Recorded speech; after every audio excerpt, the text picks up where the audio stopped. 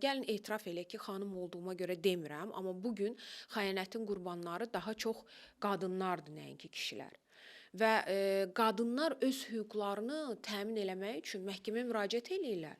Sadəcə məsələn yenə də indi Vüqar bəy də bunu etiraf eləyir yəqin ki, məsələn bu günə qədər evlənən əl-arvad gəlirlər adətən oğlanın evinə xanım köçür və o oğlanın evi ya atasının adına olur, ya anasının adına olur, ya da ümumiyyətlə vərəsəliklə keçibdi. Əmlak məsələlərində problemlər çıxır. Bəli, və 2-3 uşaqdan 4 il sonra bu qadın faktiki olaraq küçədə qalır. Cinayət məsuliyyəti deyirik. Bu cinayət məsuliyyəti sadəcə ərlə arvad, yəni bir ailənin üzvlərinə aid olmalıdır, yoxsa üçüncü şəxs də ki, hansı ki iştirak eləyib onu da əhatə eləməlidir. İndi mən yenə deyirəm, öz subyektiv fikrimi söyləyirəm. Mən ümumiyyətlə hesab edirəm ki, xəyanətlərdə üçüncü şəxslərin heç bir günahı olmur.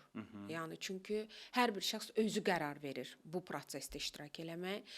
Amma bir iştirakçılıq var. Bəli, Misal üçün, iştirakçılıq əgər hansısa var. bir oğurluq hadisəsi baş verdiyi zaman, o oğurluqda kimlər iştirak eləyibsə, ya da vasitəçi olubsa, onların hamısı o məsuliyyətə cəlb olunur.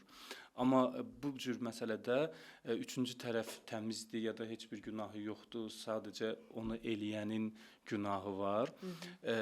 Bu necə olur? Bu da paradoks yaratmır. Paradoks yaratmır çünki o üçüncü şəxsin nə ailə məcəlləsi ilə, nə nikah müqaviləsi ilə heç bir öhdəliyi yoxdur qarşı tərəfdə. Ona görə də qarşı tərəfin bunun öhdəliyi olmadığına görə bu məsələ törətmir. Yenə mənəvi məsələdir. O tamamilə düz deyir ki, Vüqar müəllim, tamamilə mənəvi məsələdir, amma qanun çərçivəsində məsuliyyət daşıyan şəxs kim ki öhdəliyi daşıyırsa, o da məsuliyyəti daşımalıdır.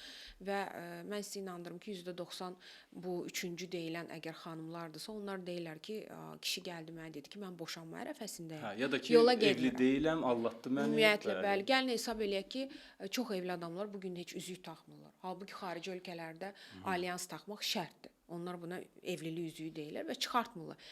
Biz bunu ilkin görünüş üzrə atribut da müəyyən edə bilmirik. Şəxsiyyət vəsiqələri evlənirlər, dəyişmirlər. Statuslu sistemə girib ancaq görmək olur ki, bu adam evlidir ya yox. Bəli. Cəzanı maddi olaraq görürsüz, yoxsa hansı formada görürsüz? Hesab edirəm ki, bu maddi cəza olmalıdır ilk növbədə. Mənəvi cəza da ancaq məsəl üçün atalıq hüququna bir məhdudiyyət qoyulması. O da əlbəttə ki, onun xəyanətin boyutlarına bağlıdır. Əgər bunu açıq-aşkar edirdisə, uşaqlarına da şahid məsələn bəzən elə olur ki, ailələr boşanır, xəyanət elədiyi xanımla tanış eləyir övladlarını. Bu cür məsələlər varsa, artıq orada atalıq hüququ da baxılmalıdır. Amma əks hallarda ancaq maddi baxımdan, yəni mülk bölgüsündə imtiyazlar olmalıdır qurban tərəfə.